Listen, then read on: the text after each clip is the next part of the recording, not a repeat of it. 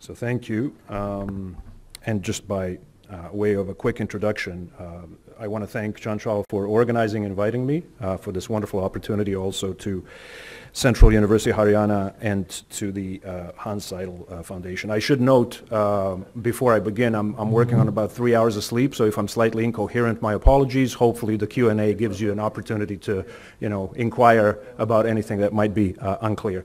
Now, I work on comparative politics of multinational states primarily.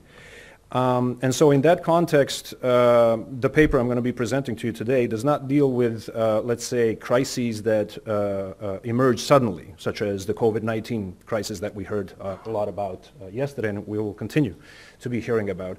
Rather, the work that I pursue deals with slow-moving, slow-developing crises in multinational states that develop as a consequence of, let's say, friction between competing political and national projects within multinational states, projects that bring into let's say, conflict potentially the visions of majority and minority nationalists.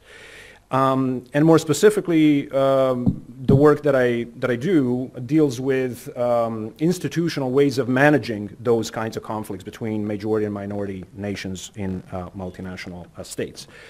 One of the institutional ways of managing that conflict is through territorial asymmetry, or federal quasi-federal asymmetry, for the purposes of this particular presentation. So what I'm going to talk about today to you is this idea that I've been developing that still has not taken a full shape or form. And so if you've had the chance to read the paper, which I don't expect you to have, but if you have, you will note that the idea is still very much in the process of development. So what I'm hoping to do is perhaps get some feedback.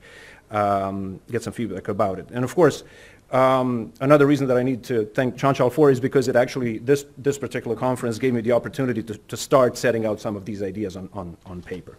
Now, what do I mean by territorial asymmetry? Very simply, any system in which one or more of territorial units is characterized by differential access to power or resources.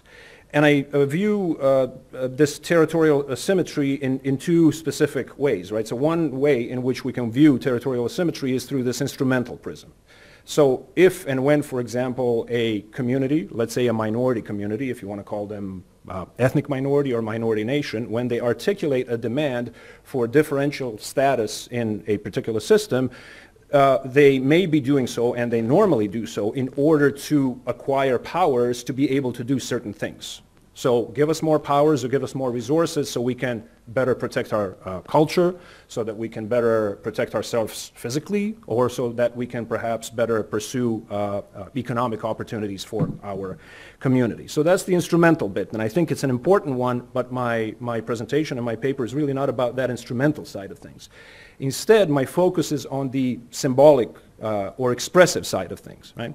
So there is a literature out there, and it's a literature mostly, I will say, based on the cases of Canada and Spain, although not only on those cases, that has emphasized the notion that when minority nations in particular stake out a claim for some sort of differentiated status from other territorial units, what they're doing is they're seeking recognition as a nation, right?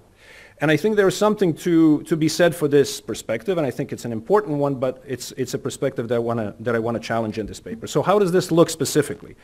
So to give you an example, as I said, most of this literature is based on Canada and Spain. So Canada is a federation of 10 provinces. It's also a multinational or binational country, right? So the majority nation tends to dominate demographically 9 of those 10 provinces. Quebecers, the minority nation, dominate in only 1 province. So when Quebecers over the past, let's say, 50, 60 years or so have been articulating this demand for a distinct status in the Canadian Federation, what they're asking for is not only give us more fiscal power so we can do certain kinds of things, they're asking to be recognized. Well, basically what they're saying is Quebec is not a province like all the others. Quebec is, in addition to being a province, de facto a nation state of the Quebecois people, which cannot be said for the other provinces, right? So a British Columbia or an Alberta or Ontario is not a nation state of the, you know, the Anglo-Canadian or the majority population. And it's a similar kind of thing, right, in terms of the expressive demands or the expressive kind of symbolic angle to this demand for asymmetry that you can see in the Spanish case.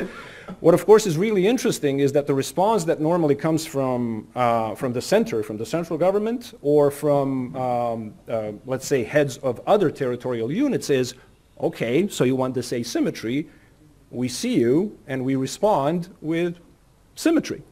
Because the idea that is seen from the other side is, no, Quebec is not a province unlike any other. Quebec is a province just like all the others. And the idea and the vision of the state that is articulated through this demand or response through symmetry is that, in effect, Canada is really not a multinational state. Canada is actually a nation state of the Canadian people in all of its diversity. And again, Spain is sort of similar, although with some important differences.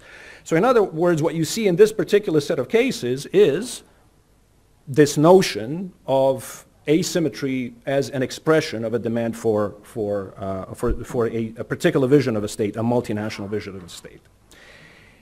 But, and this is where I think the perspective is kind of limiting, I'm not certain that asymmetry is always an expression of a recognition, or that it always actually facilitates recognition. And there are other cases in which asymmetry could actually be the opposite, could be misrecognition.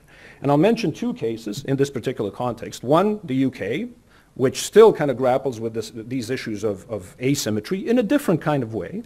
And I'll mention yet another case, one that is not frequently mentioned, in part because it's a former country, hasn't existed for 40 years already, but also, let's say, a number of other reasons. And that's Czechoslovakia, which you probably haven't thought of in a while, if you have ever. But I mean specifically Czechoslovakia between 1948 and 1968. So in these two instances, territorial asymmetry, and what you see both in the UK, to this very day, by the way, although that can change, as James Mitchell mentioned yesterday, and in Czechoslovakia between 1948 and 1968, the situation was of two states that were effectively, well, the UK is, you know, whether it's a unitary state or a union state is still kind of an open question, but basically it is an asymmetric territorial entity, where the majority nation is governed directly from the center, whereas the minority nations have their own devolved institutions. Czechoslovakia between 48 and 68 was somewhat similar. It was a unitary state where the majority nation was kind of governed directly from the center, whereas the Slovaks, the minority nation, had its own set of territorial institutions. Now, those institutions were not particularly autonomous during this time period, given that this was a communist federation, but in the late 1960s there was this opening of the socialist system, and during this time all kinds of ideas started to become possible. And one of the ideas that was pursued by the Slovak political elites, expressly critical of this asymmetry, was a demand for symmetric or binational federation. So in both of these instances, and you see something not exactly the same but quite similar in the case of the UK, in both of these cases, the kind of the gripe, the complaint, the critique coming from minority nations towards the center and towards, let's say, central state elites was, you are running this country as if it were a nation state, so we want you to recognize institutionally that these are actually multinational realities, right? So in the case of Slovakia, the demand was that the Czechs basically peel off their Czech identity from the Czechoslovak identity, because there was this kind of conflation of the two. The Czechs tended to not see a big deal about being Czechs or Czechoslovaks, whereas the Slovaks were far more insistent on being Slovaks alone. So the demand was, you Czechs, stop considering yourselves as Czechoslovaks, develop your own territorial unit, and let's have these two territorial units be essentially symmetric so that we can have this institutional expression of multinationality of the country. If you look at the documents of parties in the UK, some of the regional parties, I would say Liberal Democrats in Scotland and particularly Labour in Wales, you see something not exactly the same but somewhat similar. There's this kind of demand that the English stop basically conflating their English and British identity, and that there ought to be more kind of symmetry, not complete symmetry, but more institutional symmetry between the institutions that are meant to represent, on one hand, the Scots, the Welsh, and the Northern Irish, and on the other hand, the English. Again, not the same kind of symmetry, but nevertheless, this demand for greater symmetry.